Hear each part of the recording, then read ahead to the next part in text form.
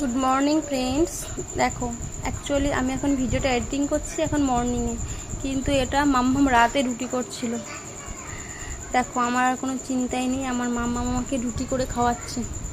আমাকে রুটি করতে বলছে, দাও, মা তোমার করতে হবে না, আমি রুটি করে দিচ্ছি। দেখেছো কেমন করে রুটি করছে?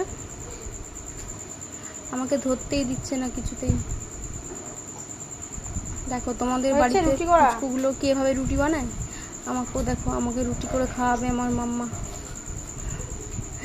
তো কমেন্ট করে অবশ্যই জানাও। হ্যাঁ, তোমাদের বাড়ির বাচ্চাগুলো কি তোমাকে রুটি করে খাওয়ায়?